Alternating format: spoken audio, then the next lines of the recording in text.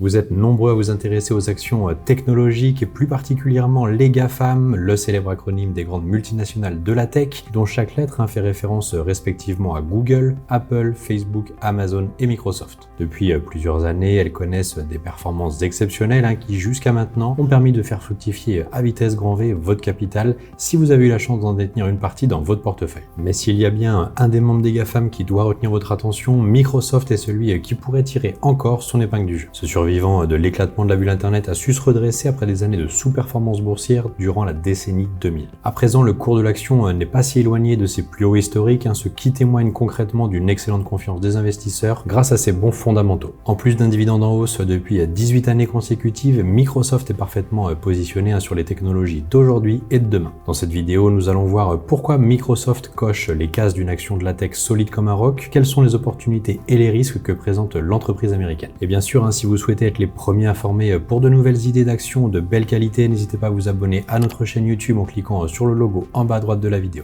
Notre vidéo d'aujourd'hui est sponsorisée par Freedom24 qui est un courtier en ligne européen avec plus d'1 million d'instruments de négociation dont des actions, des ETF, des obligations, des options et des contrats à terme. Freedom24 offre une diversité inégalée pour optimiser votre portefeuille. En tant que client Freedom24, vous bénéficiez d'un accès direct aux 15 plus grandes bourses mondiales aux États-Unis, en Europe et en Asie, élargissant ainsi la portée de vos investissements.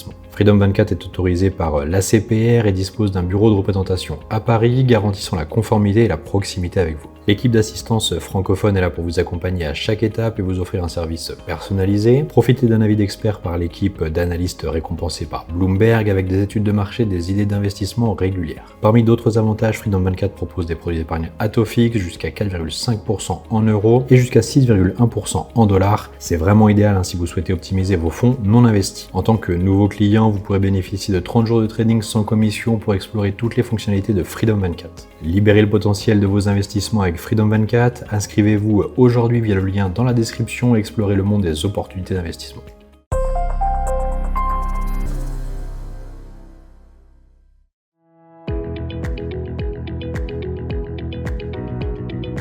Avant de passer aux chiffres et à son bon fonctionnement, présentons cette entreprise technologique qui a bien changé depuis l'éclatement de la bulle Internet. Juste avant son exceptionnelle ascension depuis la prise de fonction du CEO actuel en février 2014, Microsoft était connu pour les systèmes d'exploitation Windows, les licences Office, donc Word, Excel, PowerPoint, Access, et la console Xbox. Mais le marché ne l'appréciait pas à sa juste mesure, en dépit d'une croissance régulière de son chiffre d'affaires et de ses bénéfices. D'une part, les activités de l'époque n'étaient pas à leurs yeux innovantes, et d'autre part, l'entreprise avait accumulé des échecs cuisants comme Internet Explorer, Windows Phone ou encore la tablette Surface. Maintenant, au moment où l'on parle, Microsoft s'est doté de plusieurs cordes à son arc à tel point que ce sont des gisements de croissance qui permettent à l'entreprise d'avoir un temps d'avance sur la concurrence. L'entreprise est devenue un acteur incontournable du cloud avec Azure. Grâce à cette activité qui représente une part importante de ses revenus, Microsoft a réussi sa mutation technologique en parvenant à allier la croissance et l'innovation. D'ailleurs, elle a réussi à gratter des parts de marché à AWS d'Amazon et à Google Cloud d'Alphabet. Le cloud, ce n'est pas uniquement réservé aux entreprises, il peut aussi s'incruster dans les jeux vidéo. Microsoft a su redonner un nouveau souffle à la Xbox face à la PlayStation et Nintendo. De plus, avec l'acquisition d'Activision Blizzard, qui possède Call of Duty, Candy Crush ou Warcraft, l'entreprise devient un grand studio de gaming. Cela laisserait à penser que les jeux vidéo constituent un segment de croissance à fort potentiel, si bien que la cible ne se limite pas aux jeunes générations. Enfin, si vous investissez dans la tech, soyez conscient que c'est un secteur qui bouge très vite. Les gagnants d'aujourd'hui pourraient être les cancres de demain, c'est pourquoi Microsoft a pris les devants sur l'intelligence artificielle en investissant dans OpenAI avec son générateur de texte ChatGPT. Il y a des rumeurs sur le fait que l'entreprise de Bill Gates dispose de 50 ans d'avance sur ses concurrents. En ce qui me concerne, je pense qu'il faut rester prudent car des doutes subsistent sur sa vitesse de déploiement dans l'économie réelle, même si cela représente un enjeu de souveraineté technologique aux quatre coins du globe. À présent, passons en revue l'essentiel des fondamentaux de Microsoft et pourquoi c'est une action indispensable en fonds de portefeuille.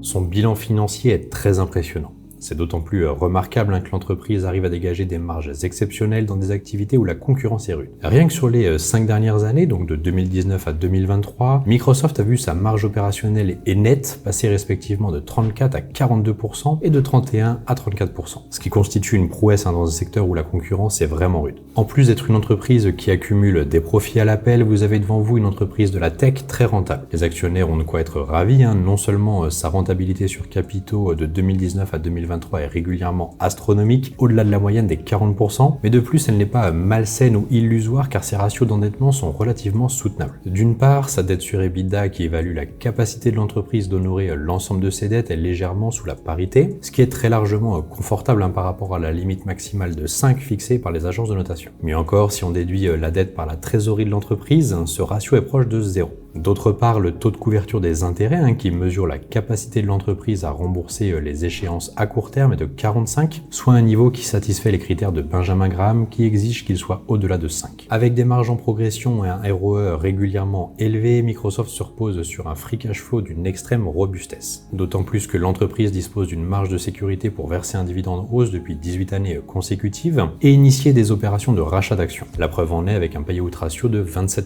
En remplissant positivement les principales lignes de son bilan financier, il n'est pas si surprenant que Microsoft ait gagné la confiance des marchés depuis plus d'une décennie, au point de devenir même l'une des actions phares de nombreux portefeuilles d'investisseurs. Ce qui explique pourquoi sa valorisation reste chèrement élevée. Et ça tombe bien, car c'est le prochain sujet que nous allons attaquer ensemble.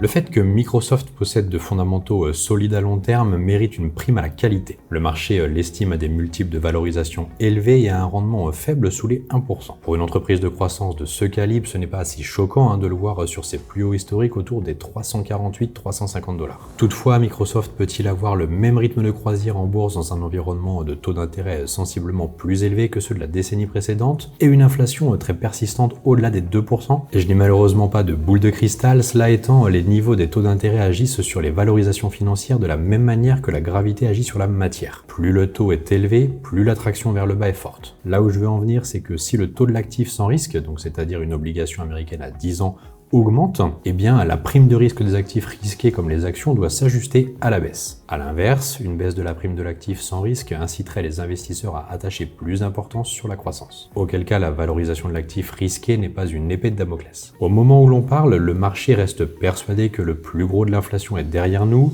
et qu'elle va passer durablement sous les 2%. Et de facto, la Fed va très certainement amorcer un cycle de baisse de taux. Alors, lors du retour à la normale, les investisseurs vont s'exposer de nouveau en masse sur les actions technologiques. Mais supposons que l'inflation aurait toutes les peines du monde à chuter sous les 2% pour des raisons structurelles, nous risquerions de basculer dans une nouvelle ère d'investissement. En ce sens, il serait judicieux de ne pas payer à l'achat Microsoft au cours actuel. Faut-il craindre un remake de la bulle Internet ? Alors en toute proportion gardée, le Microsoft de la fin des années 1990, début 2000 n'est pas similaire à celui d'aujourd'hui. Mais rien n'empêche que le marché sanctionne en lui donnant un prix conforme à la future réalité économique et monétaire. Enfin, passons à l'analyse technique qui, vous allez voir, est en cohérence avec les bons fondamentaux de l'entreprise.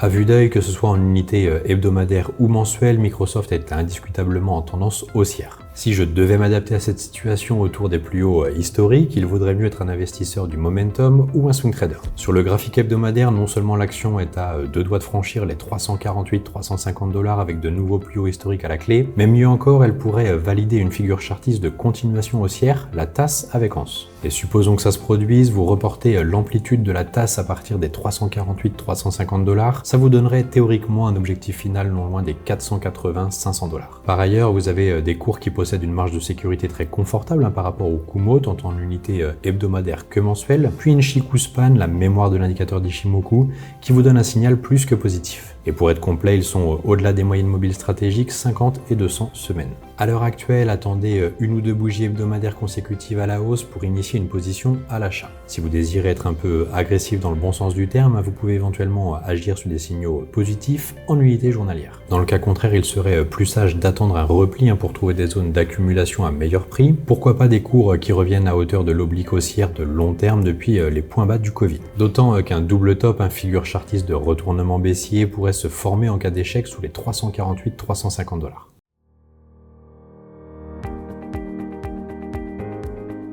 Voilà pour cette analyse sur Microsoft qui j'espère vous satisfait. Comme vous l'avez sûrement remarqué, vous avez affaire à un leader du marché qui allie croissance et résilience financière pour grignoter des parts de marché sur chacune de ses activités et encaisser d'éventuels chocs de marché. Pourtant, au début de la décennie 2010, ce n'était pas gagné d'avance car à l'époque l'entreprise alternait le bon et le moins bon en termes de relais de croissance et d'innovation. D'autant que cela faisait suite à des années de sous-performance boursière durant les années 2000. D'ailleurs, malgré l'éclatement de la bulle Internet, Microsoft se traitait sur des price-earning ratios très élevés. Étant donné que l'inflation aux États-Unis était relativement forte au cours des années 2000, cela avait obligé la Fed à maintenir des taux d'intérêt élevés. Comme je l'ai dit dans cette vidéo, sa valorisation pourrait être une épée de Damoclès tôt ou tard. Elle risquerait d'impacter négativement Microsoft indépendamment de ses fondamentaux, surtout si la Fed venait à ne pas baisser sa garde si la lutte contre l'inflation restait une priorité absolue au cours de cette décennie. Maintenant, cette survalorisation reflète fort heureusement un haut niveau de confiance de la part des investisseurs.